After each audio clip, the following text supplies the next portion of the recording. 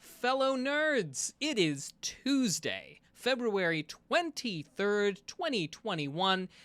You know what that means. Not only is it time to get nerdy, it's time for episode 178 of Two Nerds in a Pod, the nerdiest gaming podcast in the multiverse.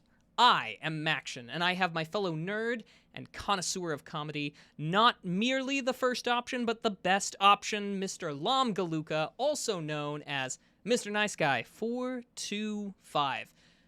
How the heck are you, friend? Mac, you know what? I'm doing really, really well, man. Had an awesome gaming session with some friends last night, many of whom are here live in the chat with us, but we'll talk about that later. Now, Mac, I do have to report back on something because I told you folks a couple weeks ago that your boy was hired to do a bachelorette party at a ritzy country club here in Illinois. Here's the brief report. It did not go well. Let's just be honest. No. It did not go well. No, but it's a story. So I won't go into all the details, but it was effectively me in a country club, mask on, social distanced, right? Bachelorette party, 6 women. It was like performing for the Kardashians, man.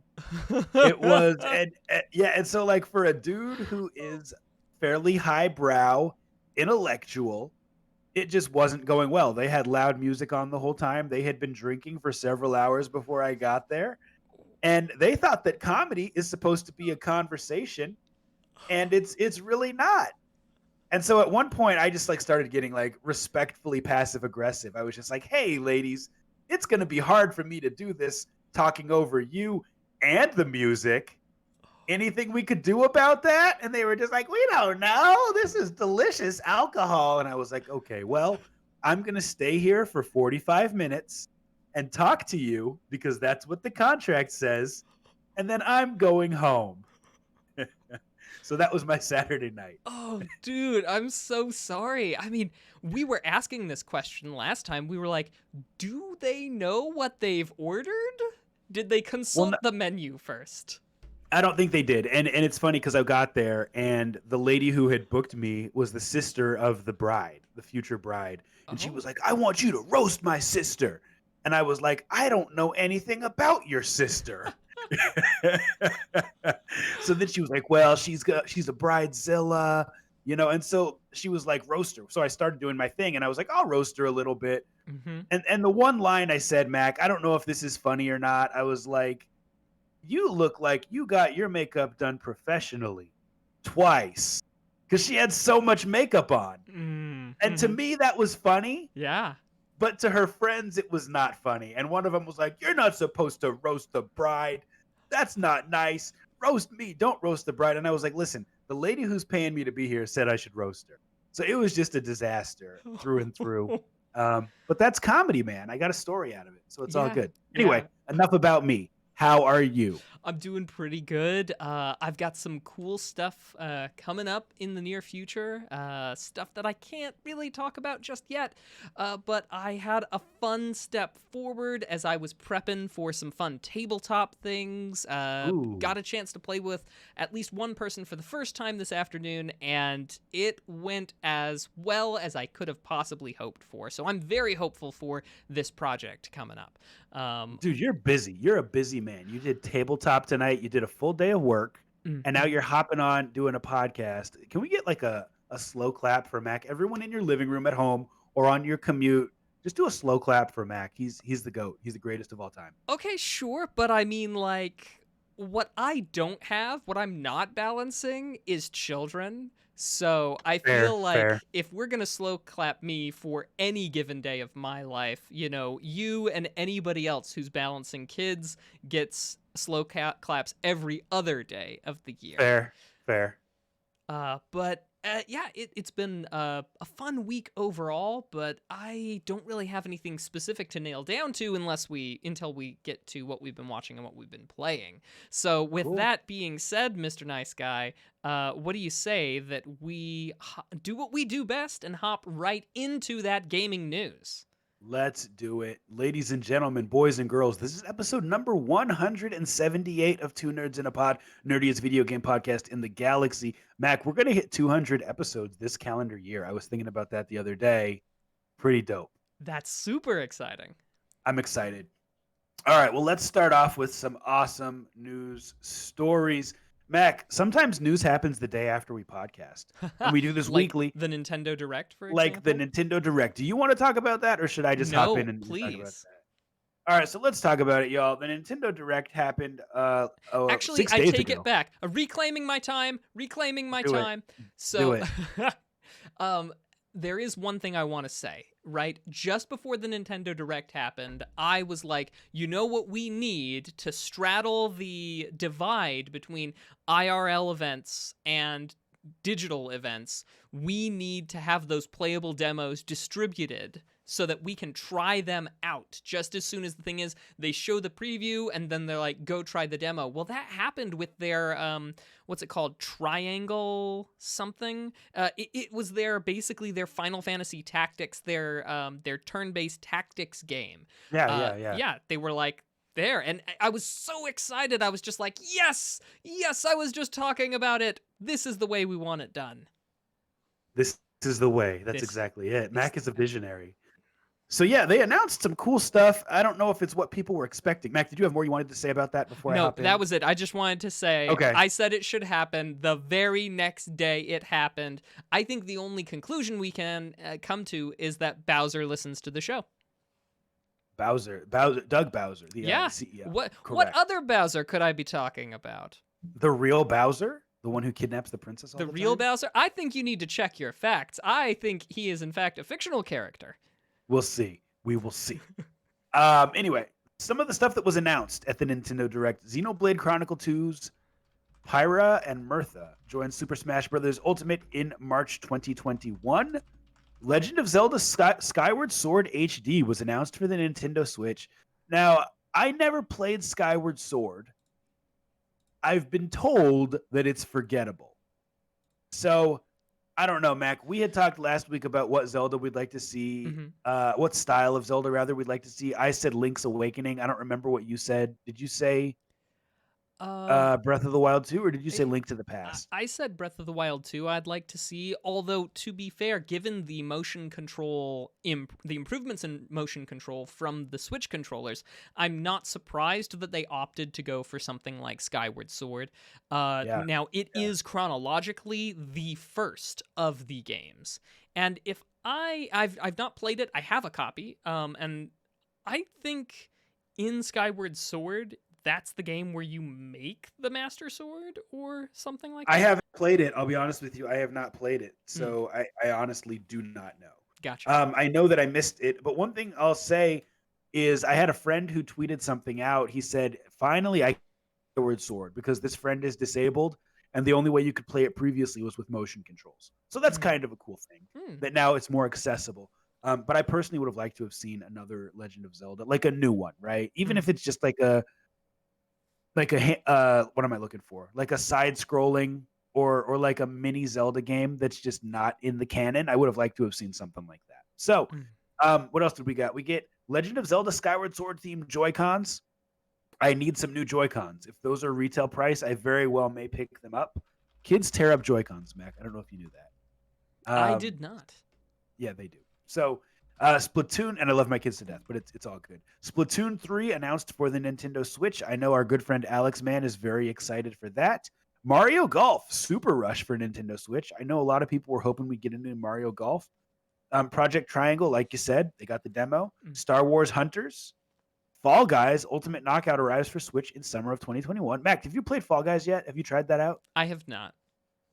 That's like an anti-Mac game, right? You said you really don't like games like that. I'm not a big fan of competitive games. If I'm going to play with other real-life people, I want to play cooperative. That's just me. Sure. Well, anyway, a lot of other cool stuff was announced. We did not get any announcement for Zelda 35th Anniversary. It almost felt like the internet was celebrating it more than Nintendo was, which was kind of frustrating. So, it is what it is. Yeah. I wanted to get some Zelda news. I wanted some more Zelda HD stuff besides just Skyward Sword. Yeah. But Let's move on to our next news story, Mac. This is one that you may have heard of, and you may have some strong opinions on it. It's another lawmaker trying to fight, the good fight against violent video games. And I say that sarcastically. This is on IGN.com by Matt T.M. Kim. Carjackings are on the rise in Chicago. And as a result, one local lawmaker is proposing a bill that would potentially ban the sale of violent video games in the city altogether. As reported by the Chicago Sun-Times, Democratic Representative Marcus Evans Jr. has introduced a bill that will amend the city's 2020 law that prevents the sale of violent video games to minors to be expanded into a full ban. HB 3531 will take the ban that applies only to people under the age of 18 and expand it wholesale. I'm not even going to read the whole thing. What do you think? Well, if I was not familiar with the text of the case that went to the Supreme Court, that was Schwarzenegger v. Board of Merchants Nope, that would have been Brown, because Schwarzenegger started it, but Brown was the governor when it completed.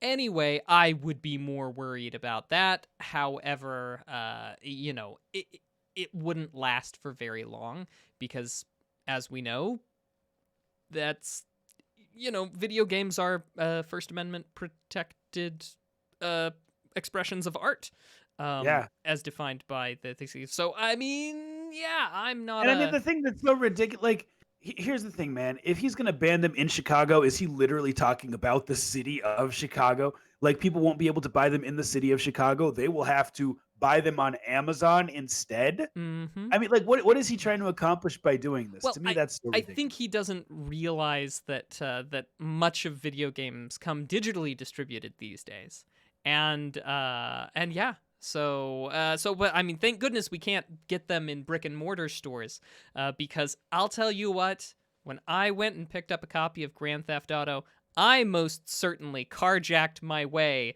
to go pick it up. That's how it happened. Dude, I did the same. And like, on the way home, I just said, listen, you will take me home so I can play this game. I opened someone's car, this old lady. Oh, yeah. I got in the passenger seat and she drove me home with my Grand Theft Auto game. That's just how you do it. Yeah. Now, there's a lot of stuff that causes violence, man. And I don't want to be cliche, but like, why are we not banning all of it? Why just violent video games and why just in Chicago? Like, it's a rhetorical question. But, yeah. Alas, let's move on. What else do we got? We talked about Nintendo Direct. We talked about the carjackings. Let's talk about Bungie. I love Bungie. I think most of us love Bungie. They're looking to expand the Destiny 2 universe. This is on Kotaku.com. Who's it written? It's written by Ethan Gack. Yesterday, Bungie announced some big plans over the next few years, including new offices, new games, and a new leadership team seemingly in charge of branching out the Destiny 2 universe into other media. In material terms, the expansion includes a big new HQ office that sounds effectively like a mini college campus, an international office in Amsterdam focused on publishing and marketing, and new people brought in on board at the executive and board of directors level. Mac, additionally, we're supposed to get a new IP from Bungie by 2025. So is this weird to anyone besides me that they're looking to do a big new campus, like just post-pandemic when probably a lot of people will still work from home? Or am I overthinking it right now? I don't know. That's a good question. One that I hadn't thought of. Wow. Yeah. Yeah, to me it just seems like a weird time to announce that. I'm hyped. I will say this. I'm not really into Destiny 2 anymore. I haven't played it in a long time, but I'm hyped that they're coming out with something new. Yeah. You know what I mean?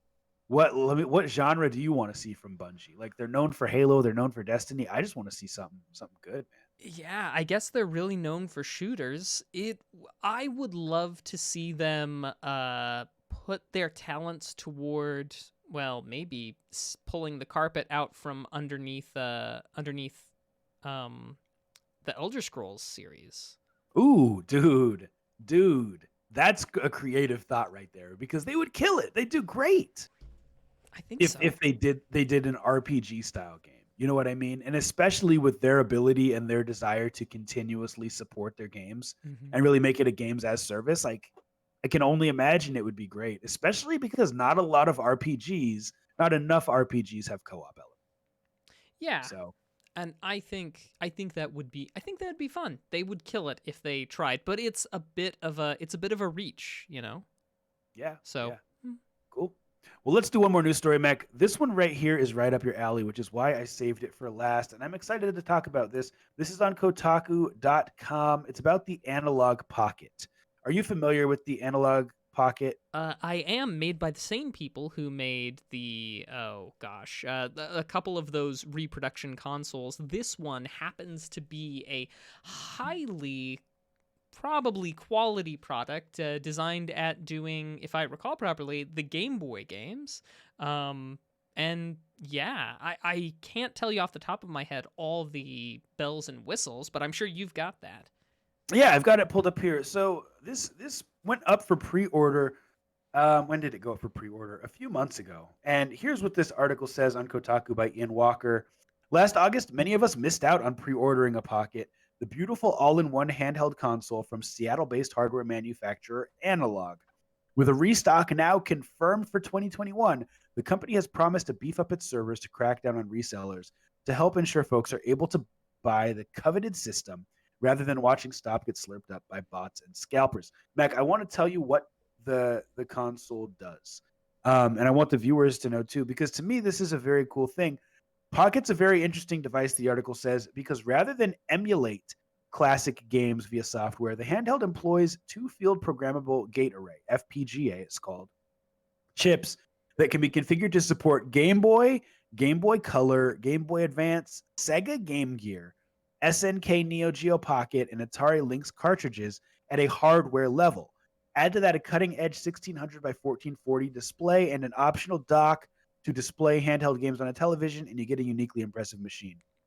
So, Mac, these cost like $200. Mm-hmm. To, Yeah. to me, that's a lot. But like as a retro guy, is this something that you have interest in? Where are you at with this Oh, Neo Geo, sure. this Pocket thing? Yeah, FPGAs are fantastic. As a matter of fact, you know my HD NES that I have. Mm-hmm. That's an FPGA Yeah, yeah. based thing, and yeah, I love it. It outputs HD, clean, beautiful pixels, and I would be very inclined towards this.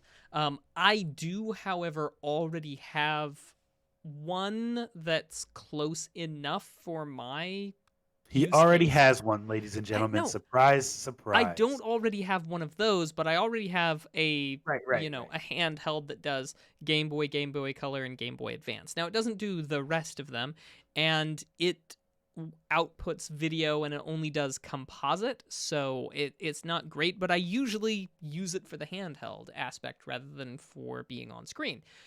That being said, I am very tempted by the Me Analog too. Pocket. And I don't know why. Like I don't like I have we both have access to so many games, Mm-hmm. right? And I just don't know why I want this. For $200. Now I'll say this. I recently gave my kids my Game Boy Advance and I've been letting them play it. And part of me would rather preserve that Game Boy Advance and have them play on something like this. You know what I mean? Because the Mm-hmm. Game Boy Advance is much harder to find.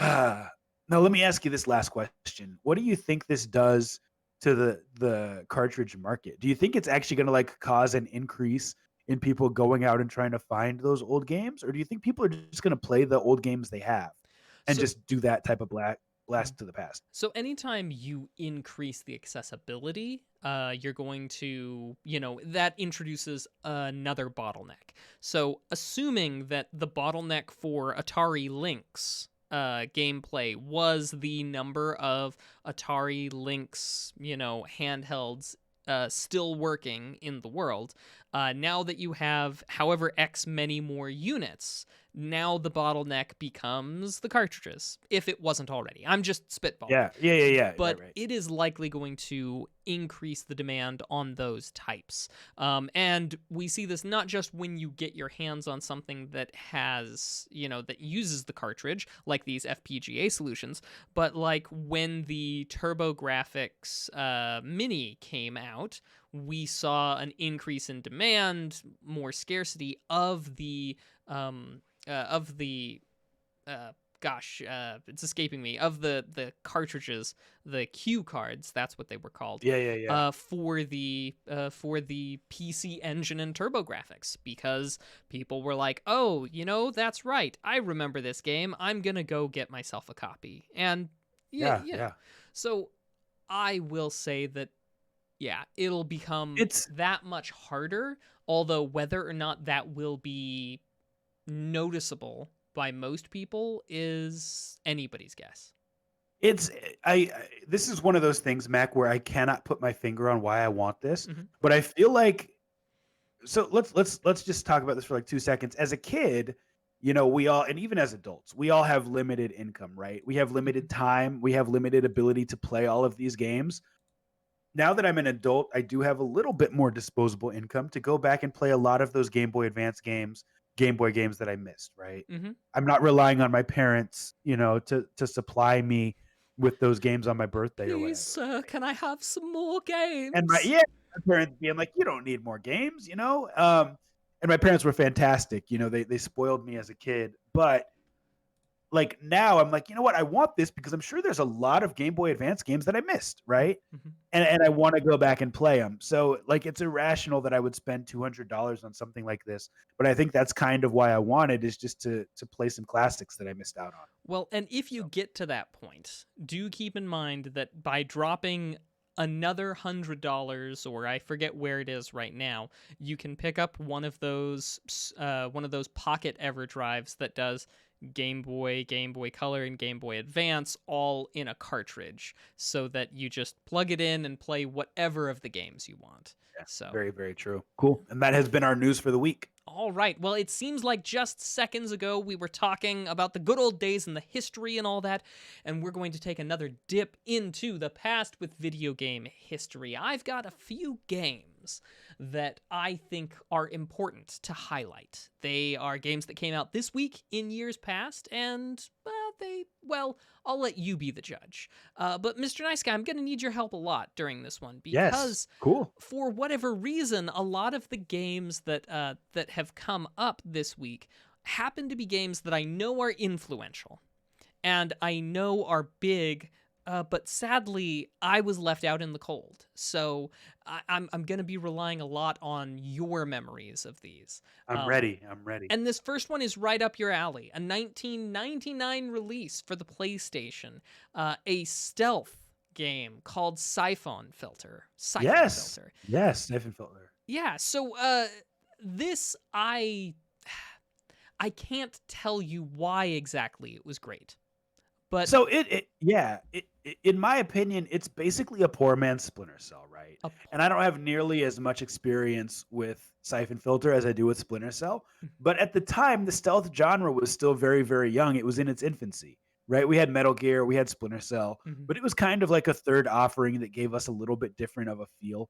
And it didn't really take off, right, to the same level as Metal Gear and Splinter Cell, but it was there and it was good. Now we have games that give us a lot more options as far as how we can play them, right? We have games like Dishonored. We have other games where you could choose to be stealthy, but Siphon Filter back then was a game where, no, you got to be stealthy. So that's why it was so great. Gotcha. Now, the one thing I can say about Siphon Filter that I do know is that one of the more recent games by the same studio is some kind of a zombie game. It's oh gosh, I should have written this down. But you know what? It's a zombie game. It's a thing. It's a big world thing, but apparently is in the same universe as Siphon Filter because there is some sort of background lore that you can stumble across during the course of the game that confirms that the characters from Siphon Filter are in that universe. That those events still happened, which means that in essence, the Siphon Filter games are merely the prelude to a zombie apocalypse, which is interesting. It's kind of cool when they do that type of lore and connect it all later on. That's dope. I like Yeah, that. I do like that. So we will move a little bit farther back in time. 1998, a release on the PC, Star Wars Jedi Knight.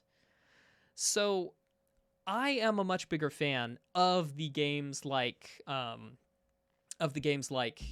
TIE Fighter and X-Wing. Loved those, those flight sims. They're really great. But there is a special place in my heart for the games like Dark Forces and such, where you got to be, third-person shooter, going around, boots on the ground, trying to disrupt the Empire and its plans. And with Star Wars Jedi Knight, really some of the better implementation of lightsabers inside of the video games. Now, obviously, 98, the graphics weren't especially good. We're dealing with stuff that looked more like late Nintendo 64 or early PlayStation type of graphics. Sure. Not the best, objectively, Right. but still, you need only go to some of the sequels in the Jedi Knight series to see just some amazing gameplay. But it all starts somewhere, and it all started in 98. We'll step forward a bit to 2003, release for the PlayStation 2, Dark Cloud 2. Was this one that was ever on your radar, Mr. Nice Guy? This one was not. I'm not even familiar with it, to be honest with you. Okay. Unfortunately. So, short version, Dark Cloud series happens to be, you might initially think, oh, PlayStation, Dark Cloud, is this some sort of a Final Fantasy thing? No, it's not a Final Fantasy thing, but it is a JRPG thing, and it's a pretty decent JRPG. I've heard some people put it on top lists before, especially Dark Cloud 2.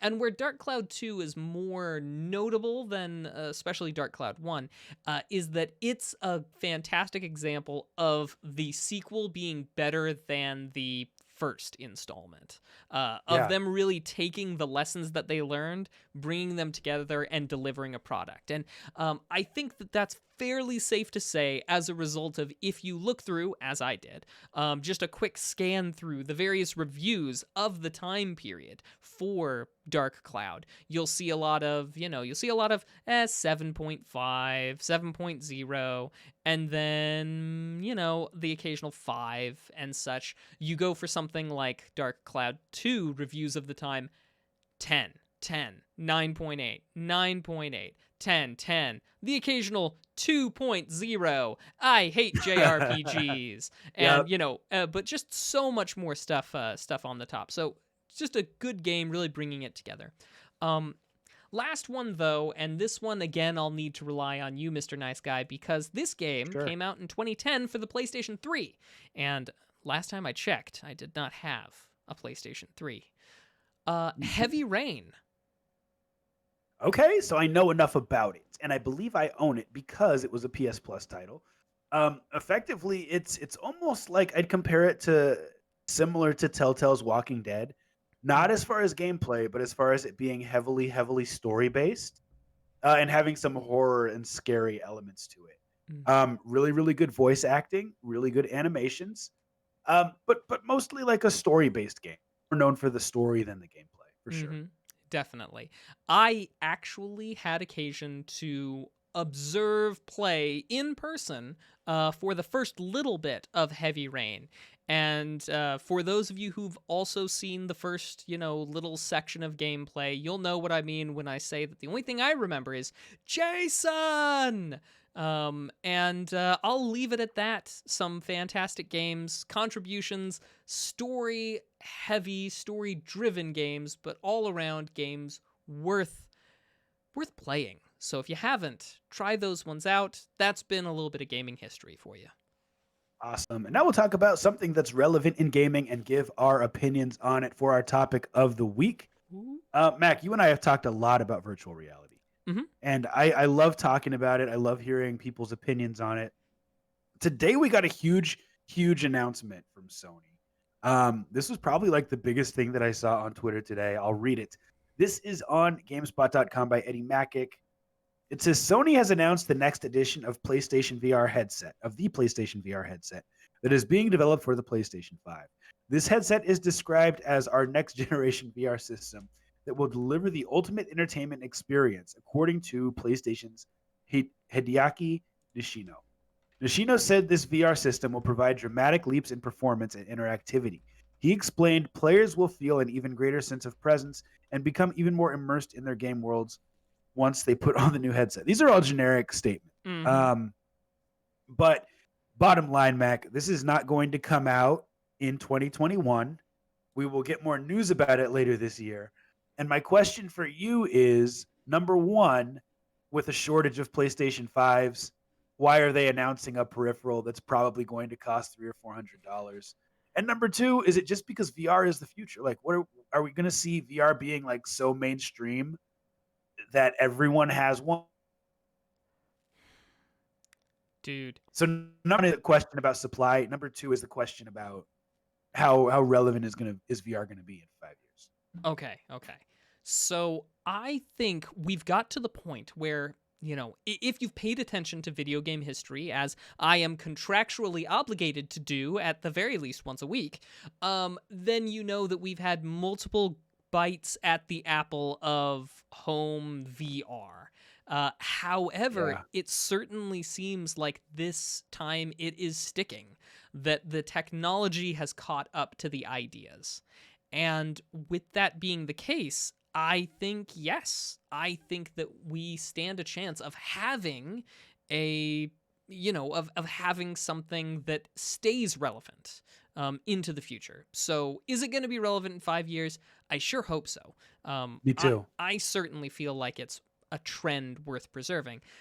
With respect to supply, dude, I don't know. I mean, because at this point in time, it's not like announcing it or talking about it is going to do anything to upset the people who don't have a PS5 yet, because we've got time to get there if we want, Yeah, I thought you were going to go a different route. I thought you were going to say announcing it does nothing to build the hype for it, because and here's the other detail. I read somewhere else that the dev kits are just now going out. So, like, not only are people not even making games yet, but not even enough people have a PS5 for there to be a huge wave of excitement for this, because people are still waiting there to get their hands on that hardware that can even run this. The couple updates is that it will have a new controller and it will be single string. I guess with the old PlayStation VR, it had like 3 or 4 different strings that came out of it that you had to connect, and then it was like, it was just a mess to play. I've got no strings to hold me down. Well, but here's the other thing too. The Oculus Quest 2 is wireless completely. Mm-hmm. So it almost seems like Sony is a little bit behind in that regard. Now, I hear what you're saying, but I will say that I have so much more faith in wired solutions than in wireless solutions. Not merely when we're talking about, just data transfer, but also power. When you go for wireless, you have to put so much more into, well, now you've got to cram a battery in there, and then you've got to charge it. If you've got a corded solution, it is less, it's a little bit more cumbersome because you've got to keep track of that, but at the very least, you don't have to put in extra weight in the form of battery. Yeah, that is a fair point. And you can play it for however long you want without having to worry about recharge. So, Galvatron says, I don't know the penetration rear of the first PSVR, but I've heard it's low, meaning he doesn't know how many people that owned a PlayStation 4 also owned a PlayStation VR.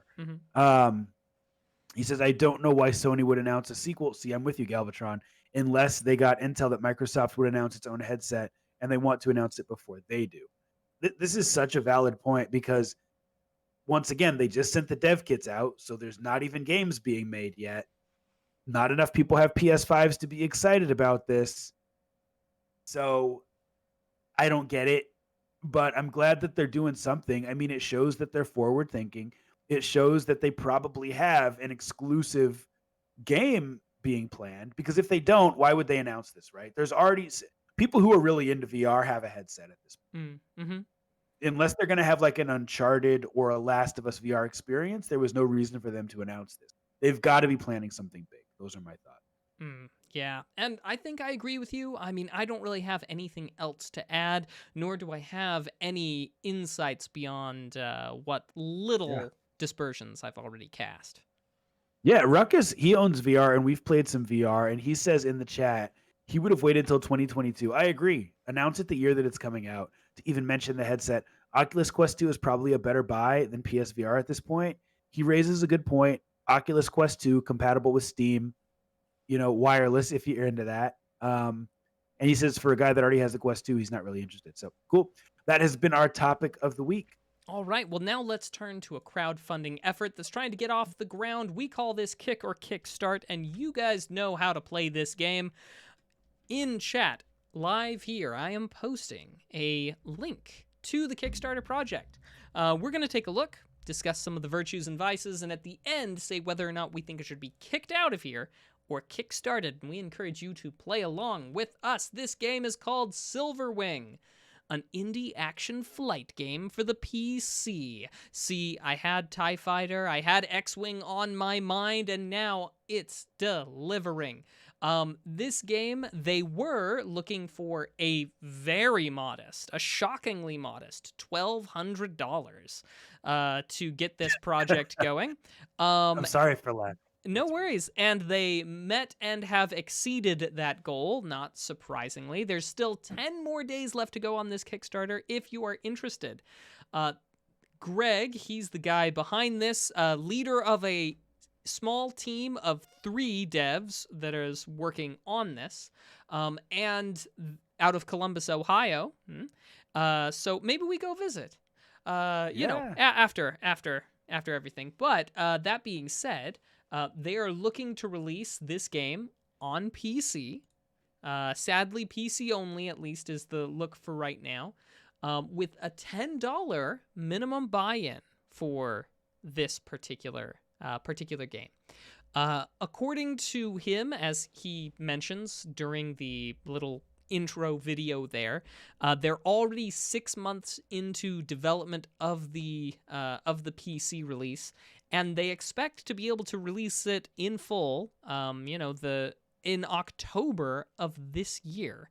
I will directly quote him from the video. Quote, "We thought it was important before we do our Kickstarter to have a playable product so you can see what this will become." Yes. Everybody should have that, but that's just my opinion on it. If you If you're interested in a copy, it's a $10 minimum buy-in. Again, delivery hopefully October of this year. For $10. If you're the type of person that likes beta access, then you're looking at $40 to get in on the beta of the game. That's a little high for my blood, a little rich for my blood, but $10 is a very nice price for something like this. Now, of course, he does mention that Wing Commander, Descent, games like this were a big inspiration for Silverwing.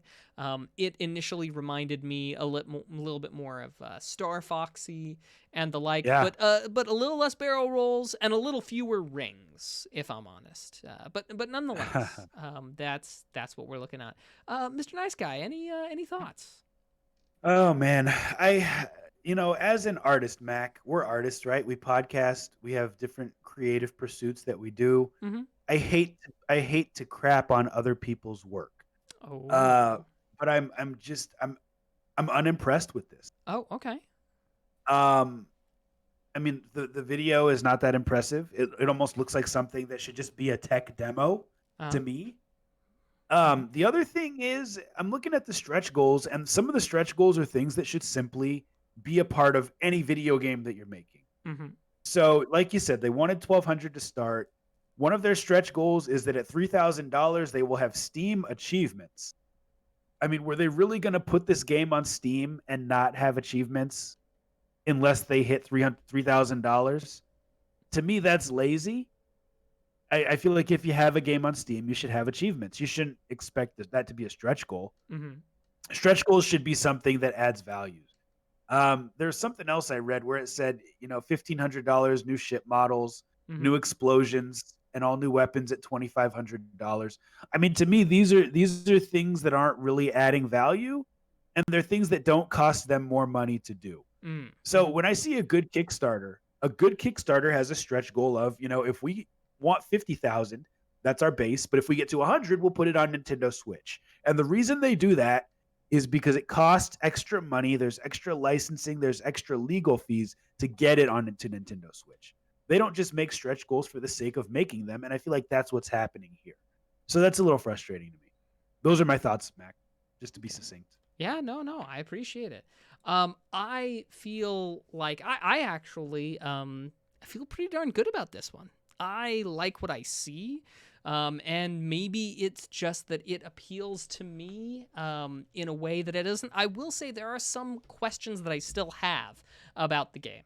Like, for example, what I didn't see addressed in the Kickstarter or in the videos accompanying it, and maybe I just missed it, but what I didn't see was a discussion about the, shall we say, the nature of the game itself. Like, how is the game crafted? When I start a new game, is this a procedurally generated thing where I'm going to go through a mission, but is the layout going to be different? What sort of replayability am I going to have on things? Now, they do mention a free flight mode at 5,000 where they'll add a game mode that lets you fly around various planet landscapes to take in the sights and such. And I think that could be fun and relaxing.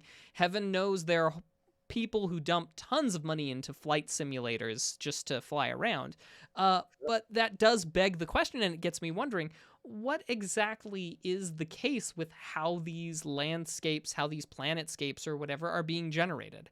How big are they supposed to be? I mean, obviously, if you've got a mission to be about, that'll help constrain a little bit. But I mean, like, how far could I just go flying off on my own if I wanted to? These are questions I Yeah, want to know. I feel like for this price point, I feel like you probably can't fly forever. Yeah, no, and I think that's fair, nor would I have expected to be able to fly forever.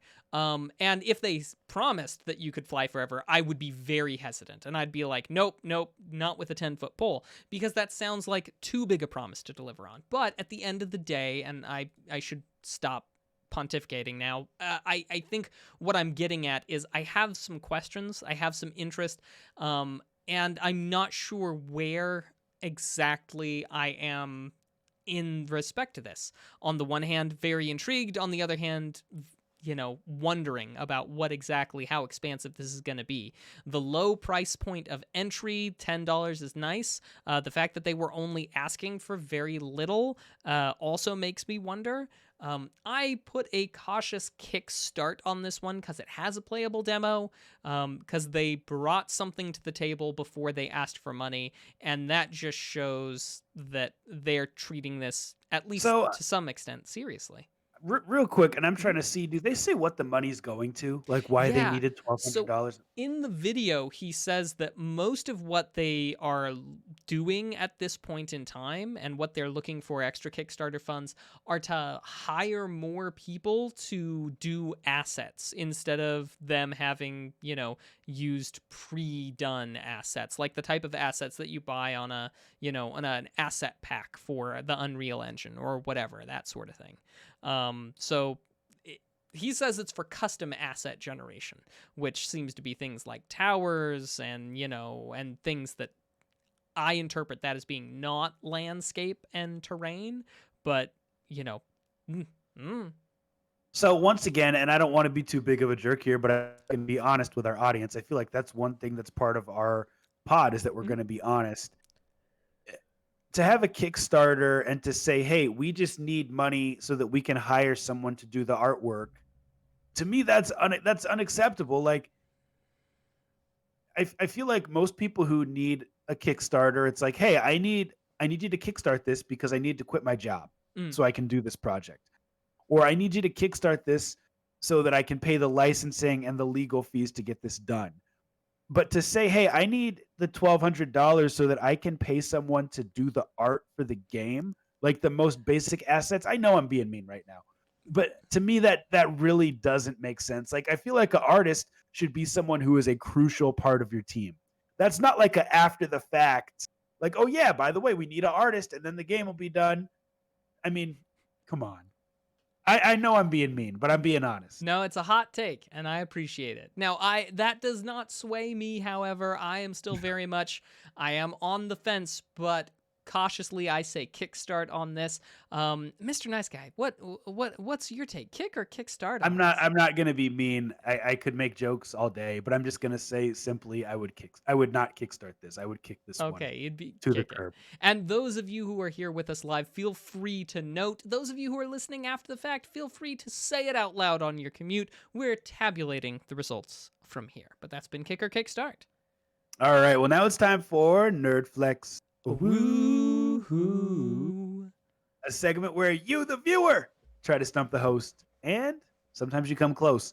Mac, we'll start off with some questions from the test bank. If you're here live, please let us know in the chat what video game trivia questions you have for us today. Mhm. Multiple choice preferred, so that they're just not things out of left field. Indeed, because if we have multiple choice and it winds up being a game that we've never played before, that at least gives us a shot at trying to figure it out. So, yeah. Cool. Mac, this is a cool question, and I do not know the answer. So I'm going to rely on you for this one. This is from our test bank. What game features in Seinfeld in which George lugs an Oh, arcade machine I know this one. across a busy Oh, now I get it. In which George lugs an arcade machine across a busy street. I just figured it out after I read the whole question. But Mac, what were you going to say? So I was going to say Frogger. Yeah. Once I read the rest of the question, I realized Yeah, that one so is probably almost too easy, but still a good question. yeah, so George Uh, Costanza, he's got that high score and doesn't want to lose it, but he's got to get it across the street to a new outlet because the movers didn't move it in time. It's he would trained his whole life for that moment. yeah, George Costanza, Muscle Man. Let's flip this and check to see the answer. Correct answer is Frogger. We're 1 for 1. That one was ridiculously easy. Mac, we got one in the chat. Why don't you read that for us? Sure. Spennis asks, in the Mario Kart franchise, traffic is known for being an obstacle, but which track was the first to feature our favorite thing to be stuck in? It's not multiple choice, but I think we can try fielding this one. My first guess is Toad's Turnpike from Mario Kart 64. Because you could get stuck on those little rails on the side. No, Is that what no. you're referring to? No, in Toad's Turnpike, he is talking about like traffic, like oncoming traffic, or he's talking about like other cars. Oh, I see what he's doing. Yeah. Yeah. So I think Toad's Turnpike because I don't Dude, good remember. memory. Well, thanks. I just don't remember there being one in Mario Kart for the Super Nintendo, which means Mario Kart, which would make it Mario Kart 64. Yeah, no, you're right. And I remember playing Toad's Turnpike in reverse, and it was an absolute nightmare. Because there's all those big trucks, and you'd be almost done with the race. You'd hit one of those trucks, and it would then totally ruin the race. It would just chain you down the road. Yeah, man. So I'm with you. Toad's Turnpike. Final answer. And if we don't have a third question in the next 30 seconds, we will go with another one from the test bank. Oh, we got one. I'll read this one. Spinnis, let us know in the chat what the answer is to that question. In the meantime, I know this. This is I know this one too. It's a great question though. Galvatron Type R asks in the chat, what was the never played before game that decided the champion at the end of the 1989 movie The Wizard? Multiple choice would be too easy. Mac, my instinct is Super Mario 3. Yes, 100% correct. Although the interesting thing is that I don't recall in the movie, and yes, that's our final answer, Super Mario Brothers 3. Let us know in the chat. I don't recall. I mean, obviously he had to have some amount of intel so that he could get the warp whistles, and they show a whole bunch of stuff throughout, yeah. like him calling in the Nintendo Power hotline and everything. So, I mean, I know in reality that it was a never before played game, but it's just like, But how? also, and wasn't there someone in the crowd like cheering him on, like use the warp whistle, Yeah. which How did the once people again, in the crowd know yeah, it? Yeah. yeah, and that's not even how you use the warp whistle in Mario 3, if we're being honest. Like it wasn't like a in the moment, like do it.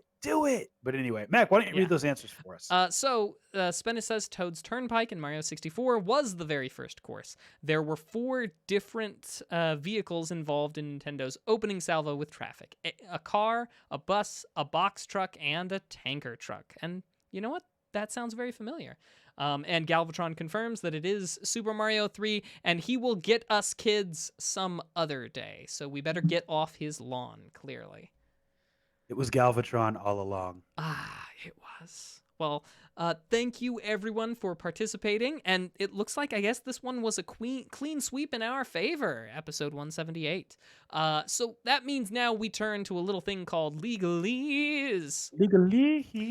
As you guys know, more and more the law is interfering with the way that we play games. Well, we've got some developments on a little something, and this, of course, is why you come to legalese. So, this is on the subject of Epic v. Apple, or Apple v. Epic, if you prefer. Oh, and yes. They've roped in Valve into this ongoing saga. So in the ongoing saga, which we've covered rather extensively in episodes 152, 153, and 156, the excitement continues, and now Valve is getting involved, against their will, but still.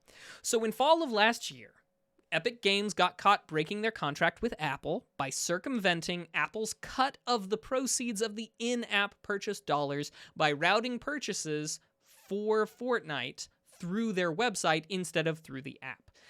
Apple removes Fortnite from their store, and then the fight ensues. On the one hand, Apple says contracts and agreements are important and need to be followed. You broke the rules, and we don't have to do business with you anymore, Epic. And on the other hand, Epic says that Apple can't be allowed to shut them out because Apple is a monopoly and needs to have their power trip stopped. Epic also says the exact same thing about Google and Android being a monopoly and makes the exact same similar arguments there. But nonetheless, the back and forth has been going on with motion after motion, and right now they are in the discovery phase, which means they are compiling evidence, both sides. They're putting it all together. There are subpoenas, there are depositions. As a matter of fact, Tim Cook, I think, had like an 8-hour deposition or something like that, where he was being interviewed under oath. There aren't surprise witnesses, really, in most court cases, and the discovery phase is why. So, and this is all pre-trial time. So who knows, maybe we're going to be getting some more, they're supposed to start, gearing up for the actual trial in March. We'll see if we get there. So as I'm sure you've noticed from my pithy summary before, I take a very narrow view of Epic's characterization of 2 separate monopolies. But one of the super important things to be established in this case, and to the court's satisfaction, is the fact that these are indeed monopolies.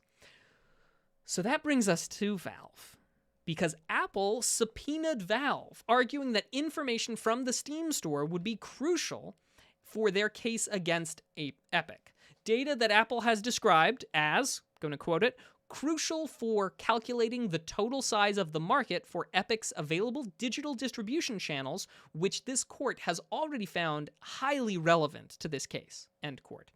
But in a strange twist, Valve has stonewalled Apple on specifically Request 2 and Request 32, and those of you who can math know that that means that there is some quantity of requests between Request 2 and 32, with which Apple, or with which Valve has not stonewalled Apple, but don't look behind the curtain. That doesn't matter.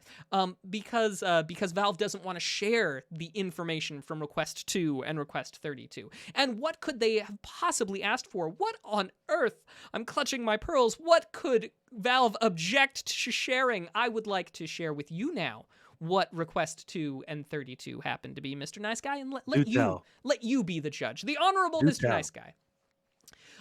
We, Apple, request that Valve give us I'll quote. Quote, Apple's Request 2 is very narrow. Keep that in mind. It simply requests documents sufficient to show Valve's A, total yearly sales of apps and in-app products. B, annual advertising revenues from Steam. C, annual sales of external products attributable to Steam. D, annual revenues from Steam. And E, annual earnings, whether gross or net, from Steam. That sounds like they're being lenient there. They're being lenient. You can give us gross or net. Gross or net. Yeah, we'll go with that. So that's categorized as narrow by Apple in trying to pull them in.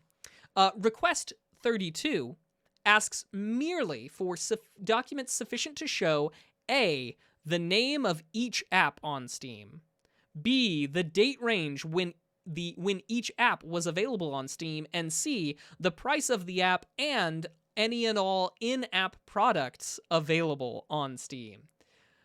So Valve has kind of responded to Apple's subpoena request by saying that they don't need Valve's information at all because they fail to see how their PC sales are relevant to the dispute over mobile apps. And who knows if the judge will find that compelling, or whether he will say that, yeah, he does find it relevant and they need to comply with the subpoena. But nonetheless, I think Apple's really digging pretty hard there to try and get way more information that they need. I, for one, find Request 2 and Request 32 to be anything but narrow, as described by Apple.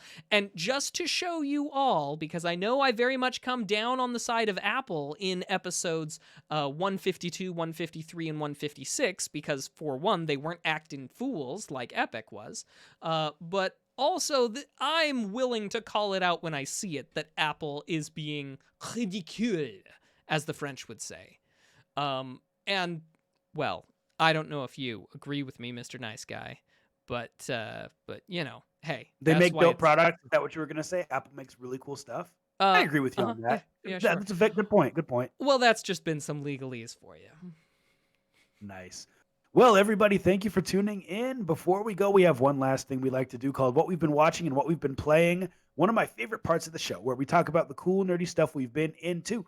If you're here, you have a job to do. Let us know in the chat what you've been watching on Netflix, on Hulu, on YouTube, on Xbox, and anywhere else. What you've been playing on PlayStation, on Xbox, on mobile, on PC, maybe even on your Apple Watch. Because like I said a few minutes ago, Apple makes cool stuff. Mac, why don't you start off and let us know what you've been watching and playing on your iOS devices? Sure. I've been playing a little bit of Chasm, a bit more of Cyber Shadow. Sadly, I've been having difficulty getting motivated to get all of the achievements in Cyber Shadow, because there is one where you have to beat the whole game on normal mode in under 3 hours.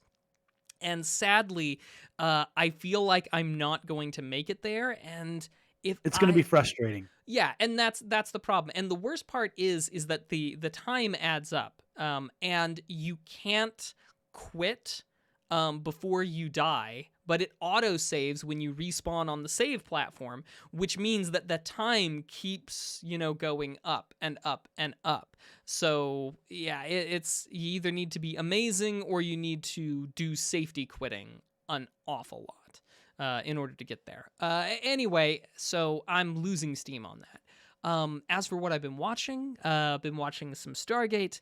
I've also been watching some stuff from the Marvel Cinematic Universe. Notably, Mrs. the Mac recently watched all of the currently available episodes of WandaVision, and then wanted to go back and watch all of the precursor stuff. So Age of Okay. Ultron and such, Yep. in order Yeah, to, yeah. get in the You said spirit. Mrs. the Mac watched it, or you watched it Yes, too? Mrs. the Mac Oh, watched got it. WandaVision. So, Cool. yeah, I have not yet partaken. But that's been me. What about you? You know what, man? So I watched WandaVision first and foremost, and I will not talk about it because that's no fun when people do that. Unless your missus already did that to you, told you all the stuff that's happening. No, she's, kept it under wraps. I think you'll enjoy it when you watch. We'll leave it at that. What else? I've been playing Among Us. Dude, last night we did some community Among Us on my Twitch stream, twitch.tv/Mr. Nice Guy 425. Shout out to a good friend of mine who is back from the military, Stiguano, also known as Division All-Star. He's home for like a month for military service, and we wanted to get a game night in while he's here. So we all played. It was me, Spennis, Ruckus, who else? Oh man, I'm gonna forget people. Obviously, Division was there, myself, Saul, and I think we played with a bunch of randoms, and it was fun. The only thing that was missing was Maction, and we played some Among Us, and that was a blast. I've been getting back into VR, Mac, doing that Pavlov VR, played some GoldenEye levels, played some Nuketown, and then I've been doing this cool thing called Big Screen in virtual reality, where you can literally just go sit in a movie theater in virtual reality and watch a movie that someone else is playing on their computer while you socialize with the people in the app. So I watched some Scott Pilgrim in virtual reality, and it was just freaking cool. Like when his band got on stage, everybody was just like rocking out with their avatars. Uh-huh. It's a pretty dope experience. So Big Screen to me as a free app is going to be one of the things that helps make VR more mainstream. So Mac, what are the people into in the chat? All right. Well, Galvatron mentioned that he's watching WandaVision, Mindhunter on Netflix, and Clarice on CBS, as well as RoboCop 2. That's what Galvatron's been watching. That looks like a quiet day in the chat. Yeah, y'all aren't wanting to share what you've been watching and playing with us. Come on now. Yeah. Alex Man says he's been playing Fall Guys. He played with us last. Oh, I forgot Alex Man. Alex Man played with us last night.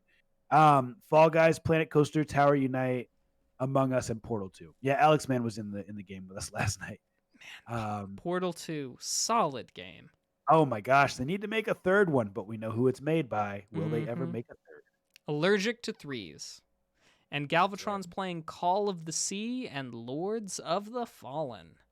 Nice. Cool. Very cool. Well, Mac, I'll take us home. All that right. has been our show. Thank you everyone for tuning in to episode 178 of Two Nerds in a Pod. Y'all are the best viewers on Twitch. Share this stuff with other people if you like it. Let them know about the nerdiest video game podcast in the galaxy. We'll be back next week. Same bat place, same bat time, same bat rhymes. Keep it nerdy, y'all. Deuces. See ya.